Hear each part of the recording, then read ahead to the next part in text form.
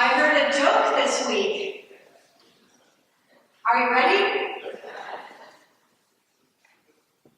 A young man was ushering on a Sunday morning in church, and an elderly woman enters the church, very elegantly dressed. He offers her his arm and says, "Where would you like to be seated, ma'am?" "I would like to be seated up in the front, in either the first or second row," she said. She didn't sound like an Episcopalian to me. So the young man was ushering her and walking up the center aisle when he stopped for a moment and looked at her and said, "Ma'am, let me help you out just a little bit. Our pastor is really boring when he preaches. Now, if you sit in the first row or the second row, he's going to look directly at you. So it would be hard to sort of space out or daydream. Or if you brought a book, you really can't read it if you're in the front row or the second row. But if you sit in the middle, well, he can't see you as well. So that's what I would advise." She looked at the young man and said, "Son, do you know who I am?" No, he said. "I am the pastor's mother." "Oh, okay," he said, and he ushered her up to the front row and sat her down carefully, and then he leaned in and said, "Excuse me, ma'am, do you know who I am?" And she said, "No, I don't." And he said, "Oh, good," and then he ran.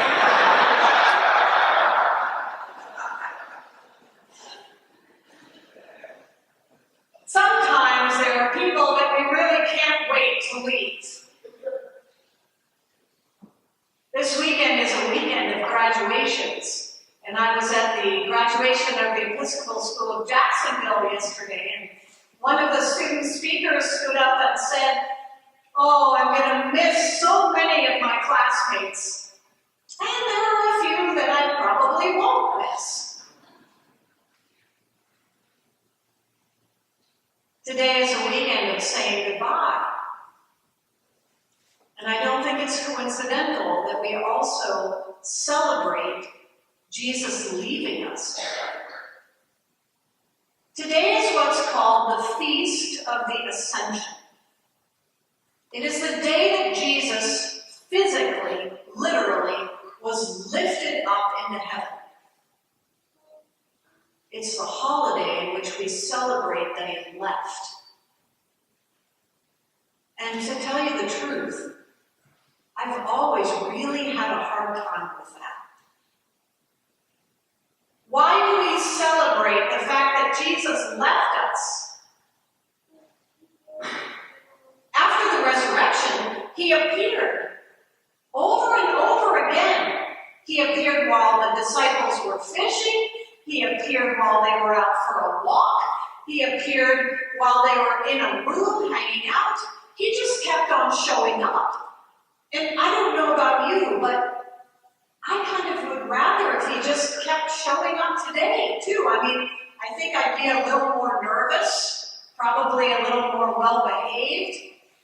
But wouldn't it be amazing if the resurrected Christ still appeared physically?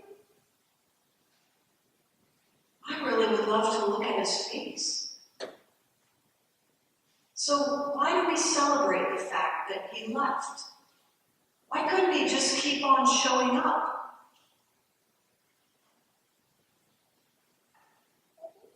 In the New Testament, the story of the Ascension is told not once, but twice. It's told in the Gospel of Luke, and then it's told again in the book of Acts. And the strange part about all this is when you begin to study the New Testament, you realize that Luke and Acts are actually one book. They're volumes 1 and 2 of this same book, written by Luke the physician who traveled with Paul. They're letters written to a man named Theophilus, which means lover of God.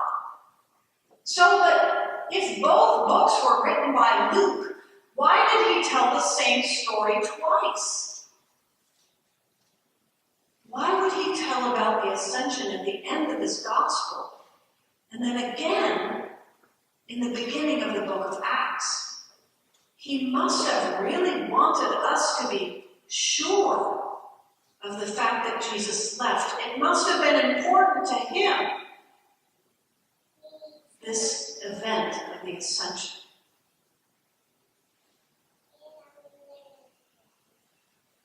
The truth is that human beings are designed to leave. Our bodies don't last. They're always changing. You know that. I know that.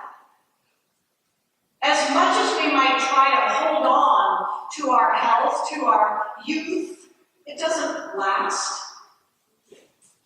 And we're constantly trying to hold on to many things, to our stuff, to our money, to our loved ones. We don't want to lose any of that. But the truth is that we will. We are designed to leave this earth. We're created, formed and shaped from the dust, and we go back to the dust. We leave. This is not our permanent home. Oh, and we can fight that all we want. I mean, I remember many years ago, I lived in Connecticut across the street from a woman, and she held on more than anyone I have ever met before. She was very old, and she lived in a huge home that she could not manage. She didn't want anyone to come inside because probably it was a disaster in there. I remember going over to her house and knocking on the door to give her some cookies. And she had a horrible gaping wound on her leg. Oh, it's fine, it's getting better, she said. Don't you dare call anyone. I couldn't sleep that night. So I did call someone, and they took her to the hospital.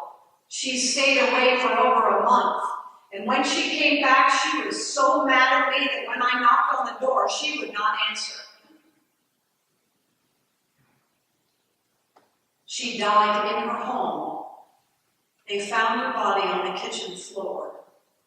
The only reason they knew she had died was because her mail had piled up so high.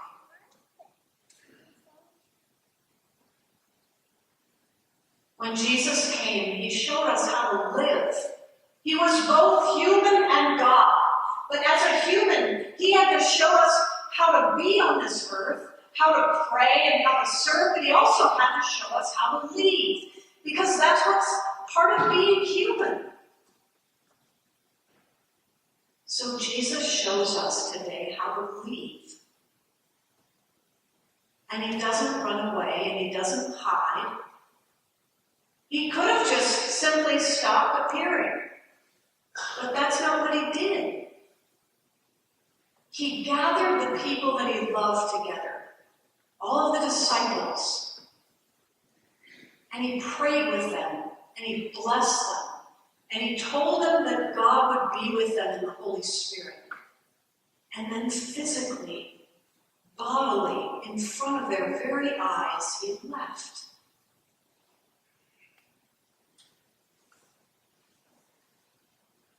He was honest. He was straightforward. He told them he was leaving, and he said goodbye, promising them that God would still be with them.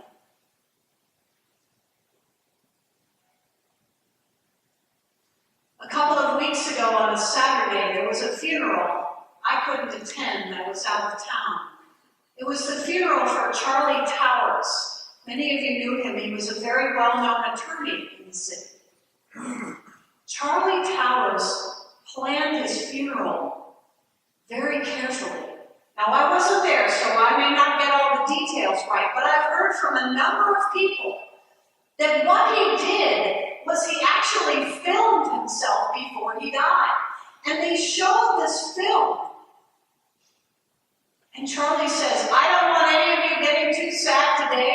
Give thanks, I've had a great life.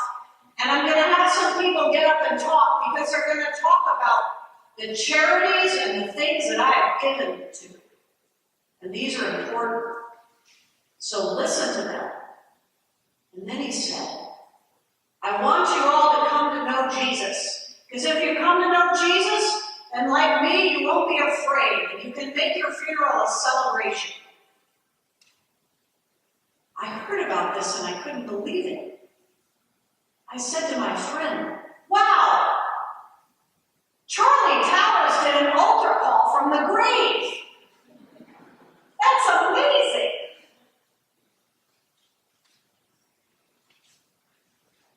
We all have to leave. But the question is, how are you going to do it? And you must form a relationship with the one who will never leave you. Remember in the Gospel of John, Jesus says, I go ahead of you to prepare a place for you. In my Father's house there are many rooms. I'm going to make a place for you, so that where I am, there you will be also. There's only one person who can go with you, and that's God. So it's so important that we let go of everything that we can't hold on to. You've got to practice giving your stuff, your money, and not holding on to your relationships either, because you can suffocate the people that you love. You must let them go. When I think of the ascension, I kept picturing in my mind this image when Max was about 4 or 5. We had just moved here and he wanted to learn to ride his bike. There was a little piece of land and the road went around it, a little park. And so I would run beside his bike holding on. You know how you do that when someone's learning to ride their bike and your back hurts after a while, you know? So I'm running along holding his bike and he'd say, Mom, are you holding on? Are you holding on? Yeah, I still got it. I'm holding on. Mom, keep holding on, keep holding on. I'm holding on, I'm holding on. Mom, don't let go, I won't let go, okay? But then at some point I say, Max, I'm going to let go now. No, don't let go, don't let go. Max, I'm letting go now. And I let go. And he kept on pedaling. And he was right. I think it was important for Jesus to hold on to us for a while and then to say, okay, I'm letting go now. Go on.